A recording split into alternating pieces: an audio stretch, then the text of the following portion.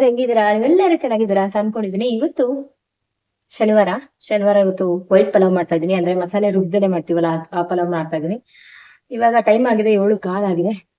ಮೆಟ್ಲೆಲ್ಲ ತೊಳ್ದಾಯ್ತು, ಹೊರಗಡೆ ತೊಳ್ದಾಯ್ತು, ರಂಗೋಲಿ ಬಿಟ್ಟಾಯ್ತು. ಇವಾಗ ವೈಟ್ ಪಲಾವ್ ಮಾಡೋಣ ಅಂತ ಬಂದಿದ್ದೀನಿ. ರಾತ್ರಿ ನಾನು ವೆಜಿಟೇಬಲ್ ನ ನೆನೆಯಾಕಿರ್ಲಿಲ್ಲ, ಹಂಗಾಗಿ ಇವಾಗ ನೆನೆಯಾಕ್ಬಿಟ್ಟು ಹೋಗಿದ್ದೆ. ಇವಾಗೆಲ್ಲ ಬಿಡಿಸಿಟ್ಕೊಂಡು ವೈಟ್ ಪಲಾವ್ನ ಮಾಡ್ತಾ ಇದೀನಿ. ಇವತ್ತಿನ ಕೆಲಸ ಏನೇನು ಗೊತ್ತಾ? ಸ್ಕೂಲ್ ಹತ್ರ ಹೋಗ್ಬೇಕು. ಚಂದನ್ಗೆ ಫೋಟೋ ಶೂಟ್ ಲಾಸ್ಟ್ ಇರುತ್ತಲ್ಲ, ಗ್ರೂಪ್ ಫೋಟೋ ಇರುತ್ತಲ್ಲ, ಅದೊಂದು ಗ್ರೂಪ್ ಫೋಟೋ ತೆಗೆದಿರುತ್ತೆ. ಹಂಗಾಗಿ ಅವನು ಕರ್ಕೊಂಡು ಹೋಗ್ಬೇಕು. ನನ್ಗೆ ಒಂದು ಹಾಲ್ ಟಿಕೆಟ್ ಅದು ಇದೆಲ್ಲ ಕೊಡ್ತಾರೆ, ಅದನ್ನೆಲ್ಲ ಇಸ್ಕೊಂಡ್ ಬರ್ಬೇಕು. ಹಾಗೆ ಕೆಲ್ಸಕ್ಕೆ ಹೋಗ್ಬೇಕು. ಅದಕ್ಕೇನೆ ಇವತ್ತು ಬೀನ್ಸ್ ಹಾಕ್ಬಿಟ್ಟು ಬಸ್ಸಾರ್ ಮಾಡಿ ಇಟ್ಬಿಡೋಣ ಅಂತ ಅಂದ್ಬಿಟ್ಟು ಬಸ್ಸಾರೇ ಕೂಗ್ಸಿ ಇಟ್ಬಿಡೋಣ, ಆಮೇಲೆ ವೈಟ್ ಪಲಾವ್ ಮಾಡ್ಬಿಡೋಣ ಅಂತ ಅಂದ್ಬಿಟ್ಟು ಬೇಗ ಬೇಗ ಮಾಡ್ಕೊತಾ ಇದೀನಿ. ಬನ್ನಿ ಇವತ್ತಿನ ದಿನ ಹೆಂಗಾಗುತ್ತೆ ಅಂತ ನಿಮ್ಗೂ ಕೂಡ ತೋರಿಸ್ತೀನಿ. ಇಷ್ಟ ಆದ್ರೆ ಗೊತ್ತಲ್ಲ, ಲೈಕ್ ಮಾಡಿ, ಇನ್ನ ಇಷ್ಟ ಆದ್ರೆ ಸಬ್ಸ್ಕ್ರೈಬ್ ಆಗಿ. ಬನ್ನಿ ಸ್ಟಾರ್ಟ್ ಮಾಡೋಣ.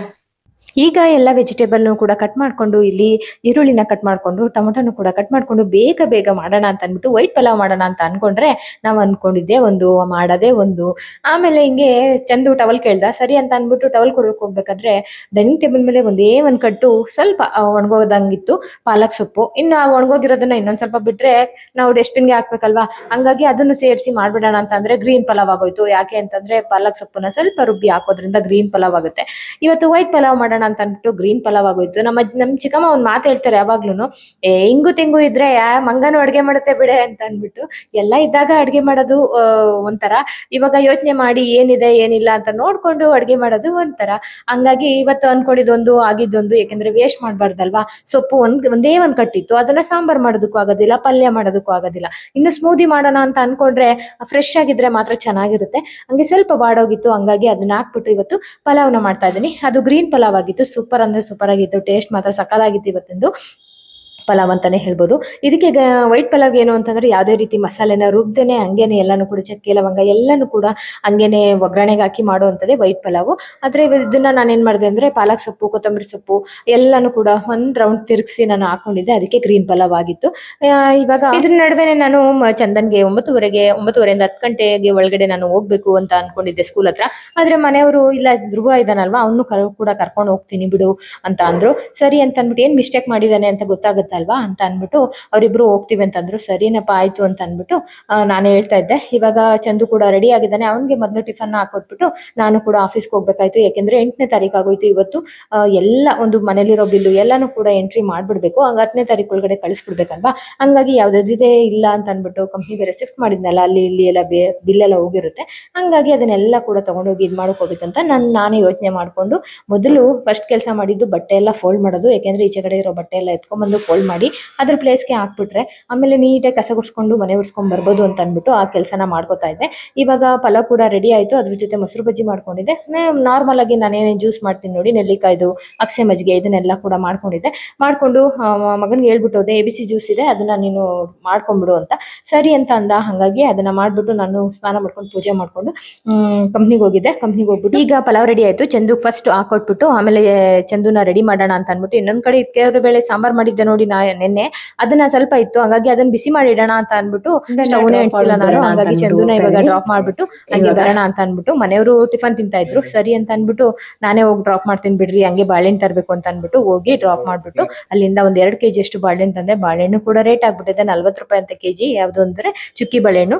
ನಾನು ಅನ್ಕೊಂಡಿದ್ದೆ ಯಾವ್ದು, ಆಗಿರೋದು ಯಾವ್ದು ನೋಡಿ ಈ ತರ ಪಲಾವು ರೆಡಿ ಆಗಿತ್ತು. ಸಕ್ಕತ್ತಾಗಿತ್ತು ಟೇಸ್ಟ್ ಮಾತ್ರ. ಆದ್ರೆ ನಾನು ಅನ್ಕೊಂಡಿದ್ದು ವೈಟ್ ಪಲಾವ್ ಮಾಡ್ಬೇಕಂತ. ತುಂಬಾ ದಿನ ಆಯ್ತು ವೈಟ್ ಪಲಾವ್ ಮಾಡಿ.